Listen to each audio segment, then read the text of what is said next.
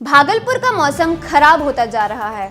वातावरण इतना प्रदूषित हो रहा है कि अस्पतालों में रोजाना मरीजों की संख्या बढ़ती जा रही है। दमा, टीबी जैसे मरीजों की संख्या तेजी से बढ़ रही है। सांस की बीमारी से ग्रस्त मरीजों की जान पर बन आई है।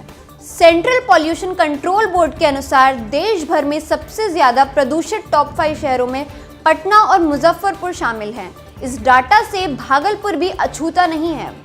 भागलपुर में प्रदूषण स्तर दिनों दिन बढ़ता जा रहा है। यह अब इस स्तर पर जा पहुंचा है कि लोग बीमार हो रहे हैं। बिना मास्क के लोगों को निकलना दूभर हो गया है। वायु गुणवत्ता 62.5 पीएम पर पहुंच चुका है। जीवन के लिए जरूरी पेयजल की भी स्थिति खतरनाक ही है। पेयजल की गुणवत्ता 66.67 पर पहुंच चुकी है, जबकि यह 30 के नीचे होनी चाहिए। भागलपुर के चारों ओर पराली जलने के कारण भी वायु प्रदूषण एक कारण बन रहा है।